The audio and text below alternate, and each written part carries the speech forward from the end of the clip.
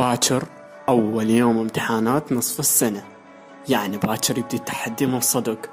يبدي السادس من صدق، السادس الحقيقي يبدي باكر لازم الكل يكون إيجابي، الكل يكون إيجابي وقوي، يسيطر على روحه وما يخاف ما يتوتر عادي. انت دارس كل شيء، تعرف كل شيء ودارس بجد وبتركيز، فما يحتاج تخاف.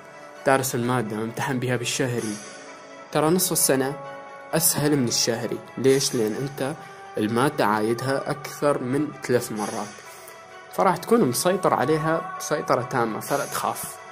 ادخل للقاعة وكأنك سيد الموقف، كون أنت سيد الموقف، أنت المراقب، ما عليك بحد. ادخل وكون أنت البطل، أنت سيد الموقف. كون أول ما تدخل راح ينطوك ورقة امتحان عادي، خذها.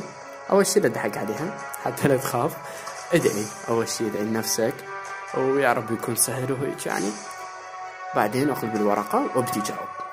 تبدي تجاوب ما عليك بأي أحد، إذنك شيلها، إذنك اعتبرها شلتها خلاص، ما عندك إذن. أنت شيل إذنك وكون يعني ما عليك بأحد. شي يصير خليه يصير، تصير عركة، واحد يغش، تقوم يوم القيامة، ما عليك بأي أحد. لو كل القاعة طلعت ما عليك بيهم، أنت أبقى لأن تخلص جوابك، عندك وقت، ما عليك بيهم.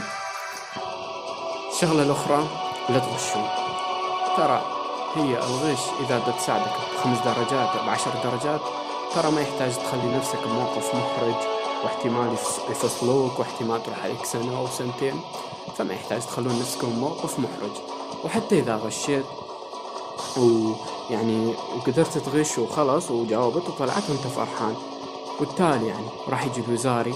ترى بالوزاري أنا أتذكر ذيك السنة بالوزاري والله حتى جيش اجوا فتشوا، حتى جيش جابوا يعني، وأجهزة وشغلات أمنية، يعني مو شلون ما كان يعني. فما يحتاج تعرض نفسك للإحراج، كون أنت سيد الموقف وبطل ولا تخاف، ما عليك لا غش ولا أي شيء. ادخل وكأنك أنت بطل، ربي يوفقكم إن شاء الله. طبعا أنا شوية متأخر، بس تعرفون بعد أنا عندي دراسة، بس شوية هذا هيك على السريع سجلت لكم. ربي يوفقكم إن شاء الله، والجميع إن شاء الله الجميع ناجح بنصف السنة. في أمان الله.